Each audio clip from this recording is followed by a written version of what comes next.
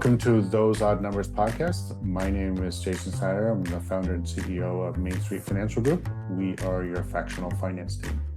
I'm Summer McFarlen. I'm a CPA and certified tax coach. I'm also the co-owner of Main Street Tax Group, where we do strategic tax planning so you can keep more of what you earn.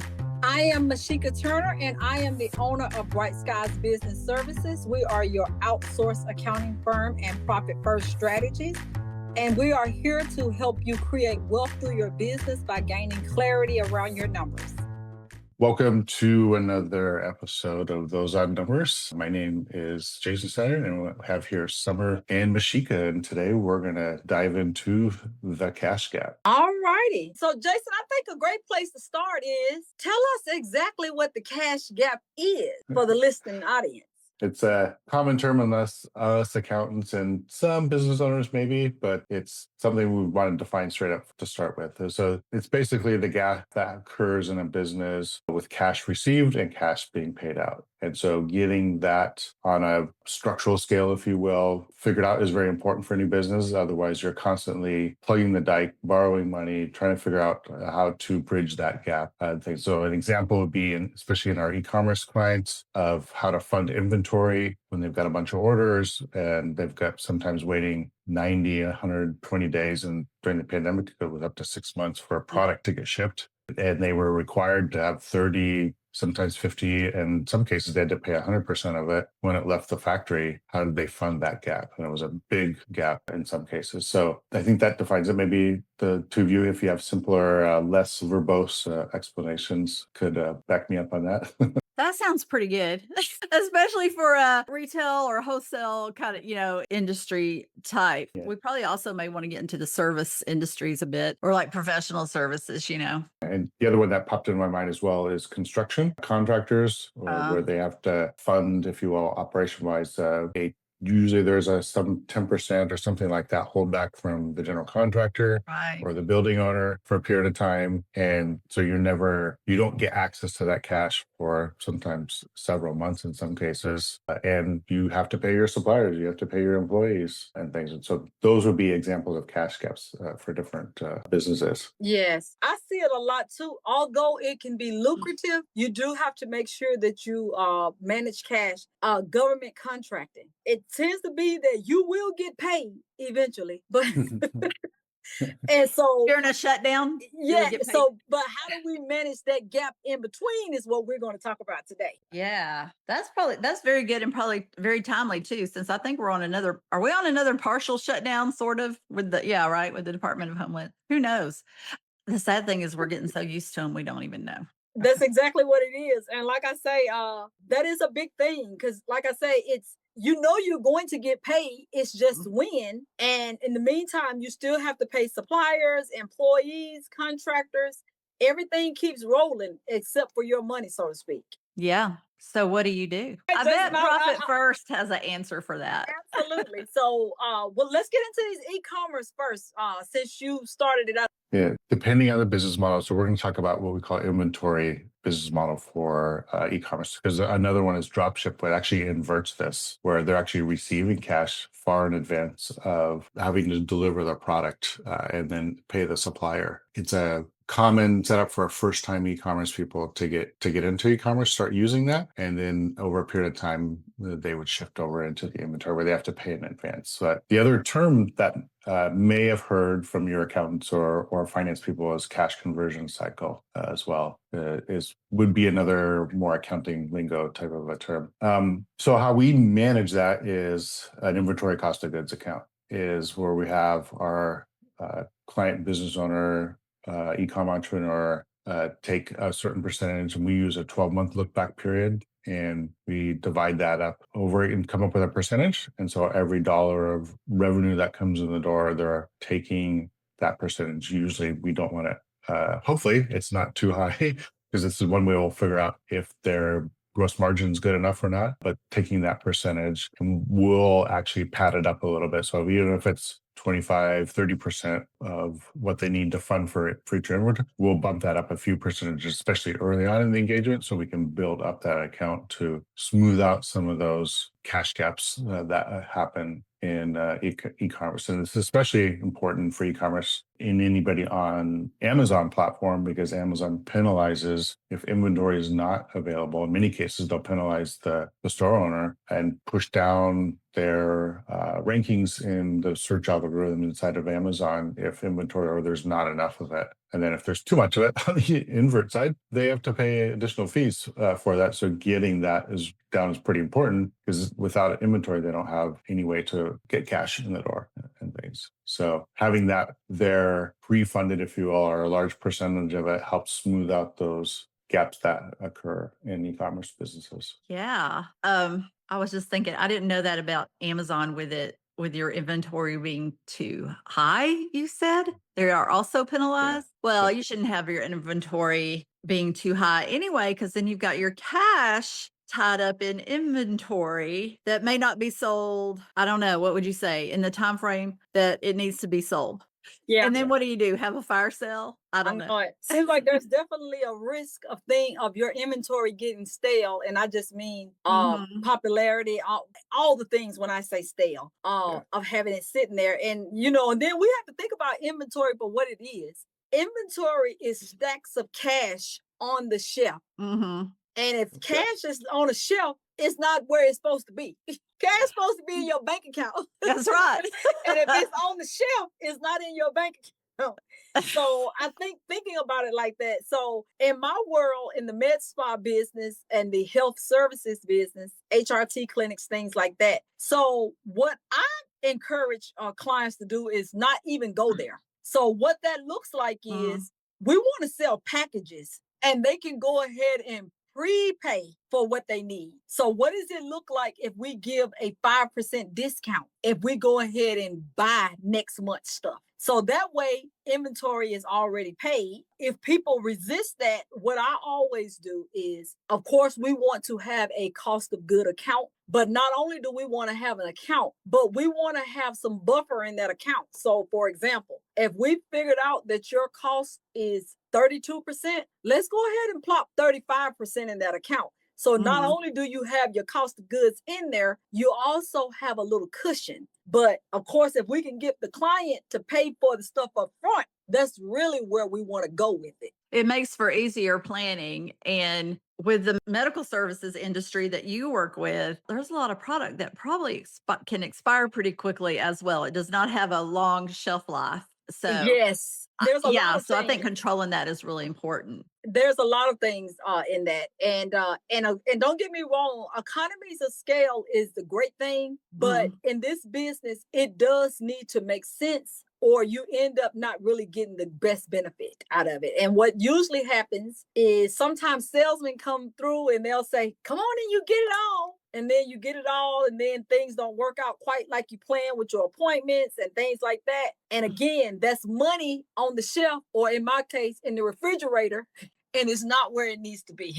Yeah, and I also want to speak about the inverse of it, as Profit First manages for, as you were mentioning about pre-sales or deferred revenue, depending on how you want to term Mm. it, Mhm. because you don't want to go spend that money somewhere else. And whenever you're taking customer money without having delivered the product, it's actually a liability on your books, and something because you haven't delivered that product or service yet, and you don't want to get caught where you've collected funds in advance and then you didn't plan or didn't have a setup where you had either purchased those items in advance and didn't plan for that cash being available when you needed to make those purchases. So it's just as important to manage pre-funding or deferred revenue situations as well, so that you know that those funds are available and you don't get caught with thinking, oh, I got all this cash, I can go buy XYZ, or that big asset purchase I've been holding off. I got enough money now. Profit First managers for both sides of that equation, if you will. How do you approach that with your clients when they need to do that, right? Because I mean, let's say I'm going back to I like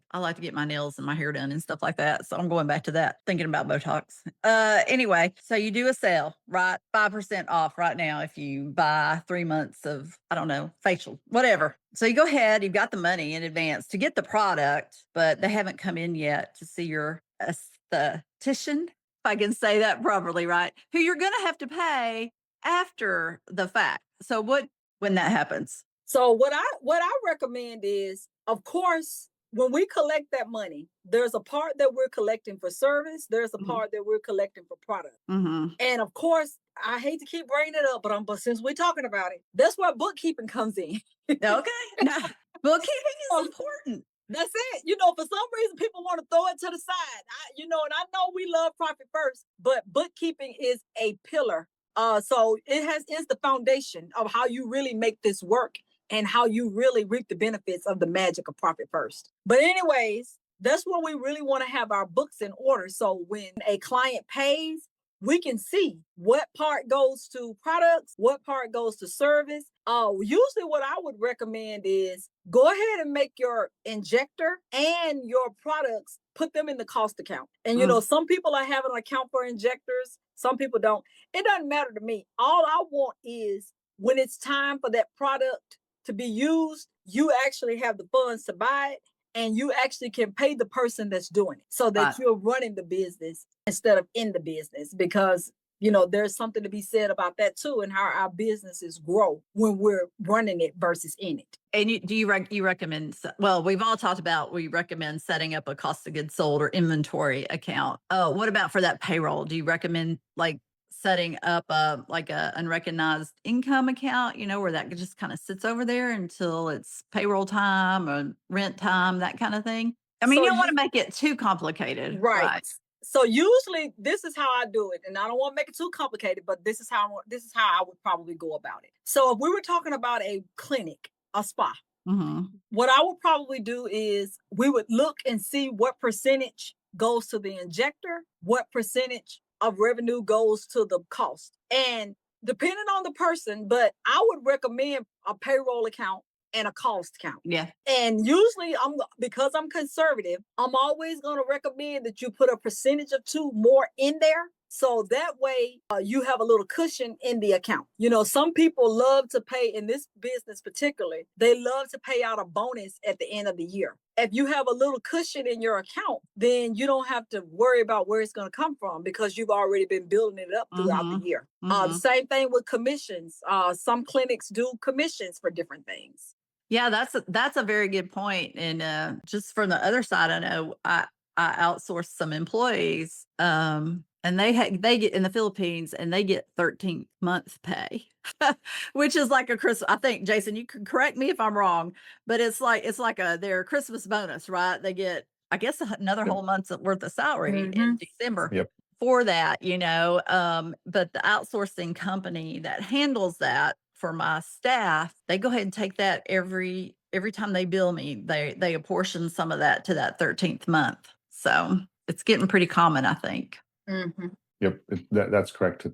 And that's the same way we would fund that, is any obligation that Mhm. arises over a cash obligation at some point in the future, we'll build it into the model of how they do the allocations as well. So that's when we're doing our initial analysis and recommendations. That's why we pull a 12-month rolling Mhm. and things, and that's why we need good bookkeeping, is because we need that as accurate as possible. Because otherwise, our guidance for the allocation percentages and the account setup is dependent on that, having quality bookkeeping and having those seasonality things that come up, Mhm. bonuses, year end, or if your business cost of goods wise, inventory wise is heavily seasonal, then we want to be able to plan for that with the entire 12 months. Because if I just take a P&L that's year-to-date P&L in March, that's not going to give me enough visibility to be able to plan for those things that would happen outside of that particular time period. So yeah, let's see. The annual bonus, some people might call it in a cruel sense of accruing it over the period of time, but we're actually putting it into a cash sense of, yes,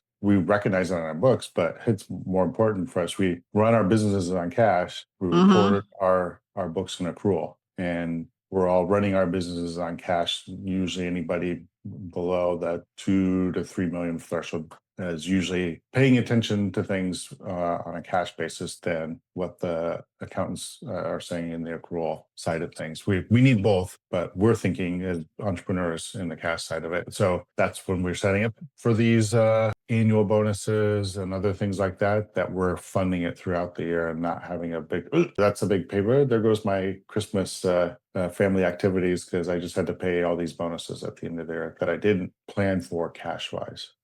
Yes, and that's why I'm a big fan of putting a little extra in there. If you can spare it, always put a little extra. Because it's always better to have more money than you need than not enough. Which I know y'all don't know anything about that. Not at all. One I other just thing to think- think. Oh, go ahead. Go ahead, Jason. Oh, I was just going to say because I've gotten this question before where a client's in businesses in very good shape on the cash side, and they're wondering how much should I leave in that account.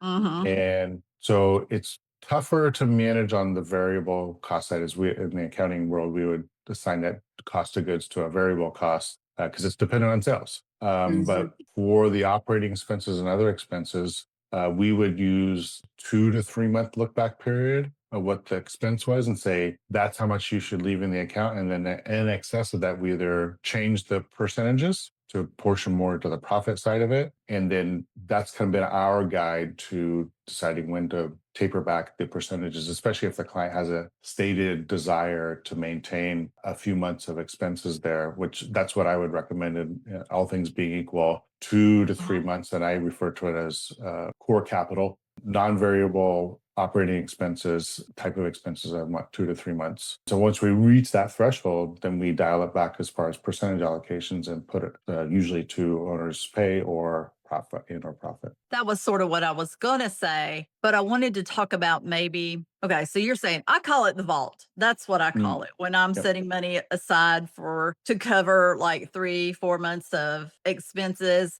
When we all went through COVID, I feel like that taught us a lot. And the people that did not have any cash set aside to run their businesses for 2 or 3 months or to even have enough money to shut it down. I mean, God forbid, but we know a lot of people lost their businesses then. That made me very intentional about working towards getting, a few months of operating expenses covered. So, but the other thing I want to talk about is what about these seasonal businesses? What about the landscaper? What about the outdoor rafting company in Colorado? That's only doing they're doing rafting in the summertime and probably snowmobiling and some other things in the winter. What about those? For the cash side, very similar. That's why we do the 12-month look back period. So we know there's going to be a rhythm of building in the account up and then drawing it down over for that seasonality. But another thing that can be done is to work with a business owner to have them update their offerings or their service offerings. So having it like a monthly package type of thing where they're X number of dollars. And then during those slow months or winter months where there's not lawn mowing and other things that would typically be done, there could be some other service that could be bundled in there so that the homeowner, their customer feels that they're getting value for that, or to reduce them out to kind of smooth some of the cash gap. So altering their service offerings or enhancing them to be able to cover those slower times so they can collect some cash during that can also help mitigate those. So those are a couple of things we've recommended or set up for clients and things. I haven't worked with a lot of those industries, but that's usually Profit First is actually perfect for that industry. Usually what I say, when you are knocking it out of the park, go ahead and allocate your account. First of all, get an understanding of how much you need to pay yourself, how much your paychecks need to be. So that way, when you're setting up your payroll account, nothing stops. Because, for example, if you need to be paid $5,000 and you haven't saved accordingly or you haven't really planned it out, your bills don't care that you only have $3,200. It wants the $5,000 because that's what's required. So Profit First is perfect for those types of businesses. I agree. So let's do our tips. Mine's going to be the easy one. What's your tip? Get a good bookkeeper. Great tip. I think my tip is definitely going to be what your allocations always go with a few percentage points higher if you can manage it, because it's always going to be helpful to have more cash than you need than not enough. Well, I have a tip too. See? And yeah.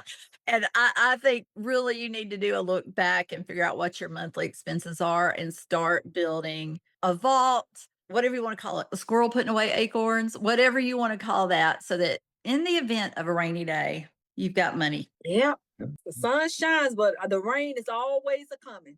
And if the rain doesn't come, then you've got some spending money. Right. That's it. Right. Yeah. All right. Well, we'll finish up this episode, and we will see you all on our next episode next week. All righty. This content is for general informational purposes only and is based on current law and guidance as of the date of recording. Tax law and regulations are subject to change. This discussion should not be considered tax, legal, or investment advice. Listeners should consult their own tax or financial professional regarding their specific situation.